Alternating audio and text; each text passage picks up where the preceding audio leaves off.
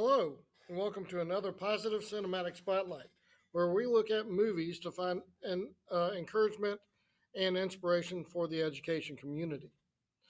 This is the last week for my school district before the winter holidays, and this month, for the month of December, we've been looking at Christmas movies.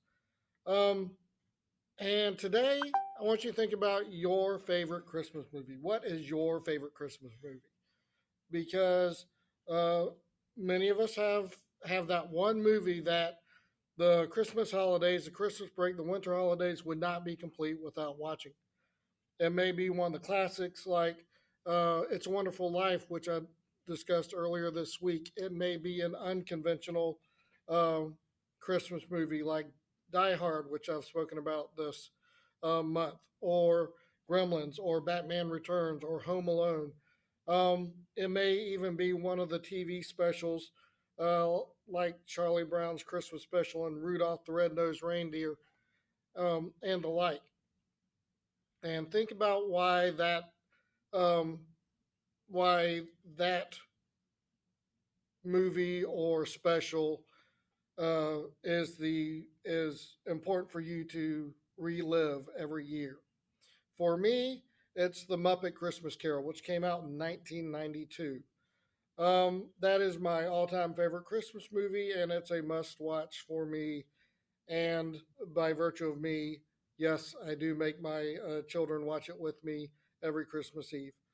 Um, and there are a lot of things going on with the Muppet Christmas Carol, why it has fallen into that spot. Um, One, it's nostalgic. I grew up with the Muppets and enjoyed them, and so of course this was like many TV properties. There was the TV years, and then they had some movies, and this was the first movie in a good while for the Muppets. So there had been no Muppet Entertainment for a while before the Muppet Christmas Carol came out. Also, as an English teacher, as an English lover, of course, its literary basis is appealing. The classic Chris, Charles Dickens' Christmas story, The Christmas Carol. But in regards to the Muppet Christmas Carol, why I consider this one of the best adaptations is that they actually include the narrator. The character of Gonzo plays the role of Charles Dickens. And of course, he's got Rizzo there the whole time, giving him a hard time, saying that he's not Charles Dickens and he's not a narrator. But Gonzo goes throughout the movie as the narrator, portraying Charles Dickens, and so you get actual quotes from the story, which, as an English teacher and a book lover, I enjoy seeing that literal um, narrator exposition, um, because in many regards I felt it uh, helped describe what was going on. Also, of course, in 1992, that was a significant year for me, as 1992 was the year that I graduated from high school and started college for the first time, and so that sense of change and being able to uh, hit that nostalgia for my love of the Muppets with this movie, um, it really cemented this movie as one of my favorites. And as I've said, finding positivity in a Christmas movie is real easy. All right. Um, so one of the things that I try to do is try to find some different angle for the positivity. And with the Muppet Christmas Carol, of course, it's the tale of Ebenezer Scrooge, played by Michael Caine, who is a greedy and selfish and lonely man who is taught um, by several ghosts about the value of Christmas and kindness. And um, even before the Muppet version of the Christmas Carol was a favorite story of mine. Um, when it came to finding a secret hidden gem of positivity, uh, what I found was actually not within the story itself. The story's been around for a long time, very carefully analyzed, um, and it wears its positivity on its sleeve. All right. So, one of the things I found out, though, and that I had forgotten, was that the Muppet Christmas Carol was the first Muppet venture after the unfortunate passing of Jim Henson, the creator of the Muppets. And Jim Henson not only created the Muppets, he voiced many of the main characters, including Muppet Front Man, Muppet Front Frog, Kermit the Frog. And so, of course, without Jim Henson, there had to be a new voice for Kermit the Frog. And that came um, in the voice of Bill. I'm confirming that it's Bill Whitmire. Um, Not Bill, Steve Whitmire. All right, so Steve Whitmire was taking over the role of Kermit the Frog, and he was very nervous about it. But the night before they began shooting the movie, he had a dream, and in the dream, Jim Henson came to him um, from a white hotel. He behaved very much like Jim Henson did, and he confessed to the dream Jim Henson his anxiety over taking over the role of Kermit the Frog. And according to Whitmire, Jim Henson had this habit where when he was thinking, he would put his index fingers under his chin and he would think. And then in this case, he said, "It will pass." A common phrase for Jim Henson when talking to people about their worries and about concerns. He said, "It will pass." And when I read that, it really resounded with me to the year of 2020 with the school year and the difficulties that we've had, the controversies that we've had, the debates that we've had over uh, how best to continue with our students' education. Being reminded through my love of the Muppet Christmas Carol that things right now are trying and they are stressing us out um, with the virus, with the election, with the um, with how we need to be addressing the needs of our students as well as the needs of school staff, teachers, administrators, cafeteria workers, bus drivers, facilities managers, everybody. And being reminded here at the end of 2020 that it will pass. This is not permanent. Um, for me, when I read that story, it helped me a lot, and I wanted to bring that to y'all to remind you that um, 2021 is coming up, and we see that as a time for change.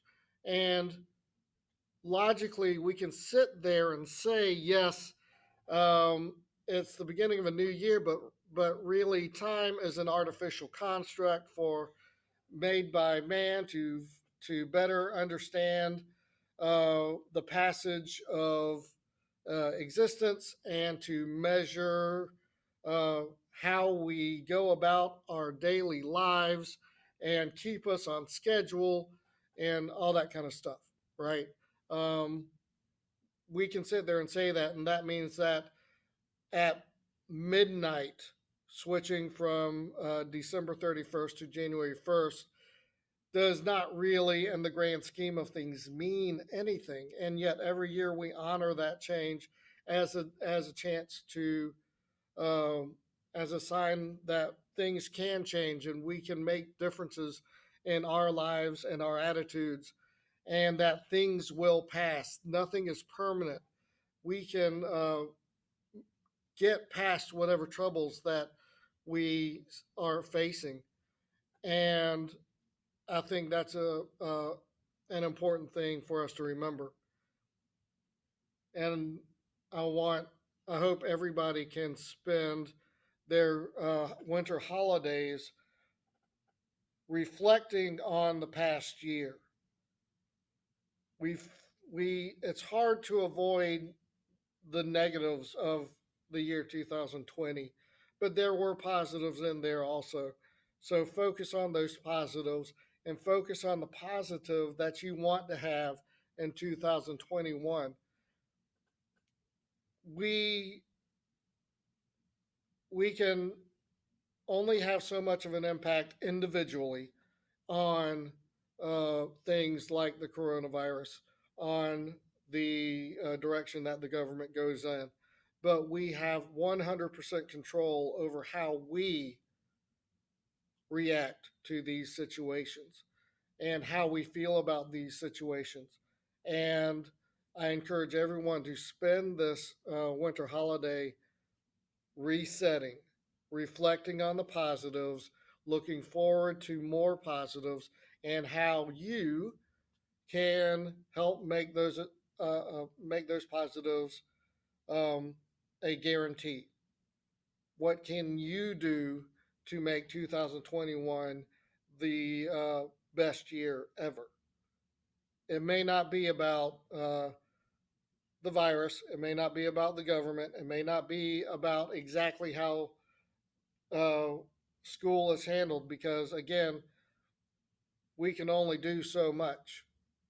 But it can be about how we react to that situation. Are we reacting to these in the best way possible for the best for the benefit of everyone involved, or are we getting mired down in the negativity? In the Christmas Carol, um, we see throughout his maturing in the story that Ebenezer Scrooge was not always so negative, um, but he let the negative and he let distractions take pull him away from the positives of his life until he was alone and greedy. But he was able to change, and we too have that potential. Now, if you're already doing that, that's awesome. 100% golden.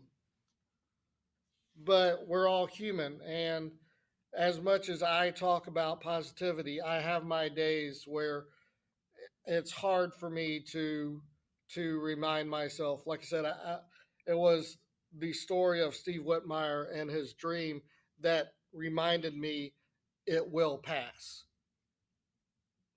This is not permanent. Nothing is permanent. As long as we are working toward finding a way to change the things that we don't like, then nothing is going to remain permanent. Sometimes we might need help, but that's something that we have to be able to recognize and seek out when we do need that help because nothing in this world has to remain permanent for all time. So, as 2021 comes, as you enjoy your time with your family, whether it be in person or virtual, remember that any hardships that you have faced, that you are still facing in 2020, it will pass. And it might not switch over right at midnight, January 1st, 2021, but it will pass. Just keep working toward it.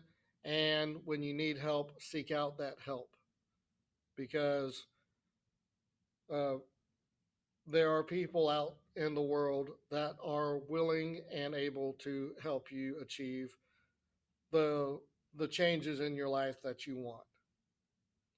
I want to thank everybody for being the absolute best. I want to thank you for all that you do for the benefits of your students, your school, and yourself. And I want to remind everyone that it will pass, and every day is a chance for a perfect day. Happy holidays.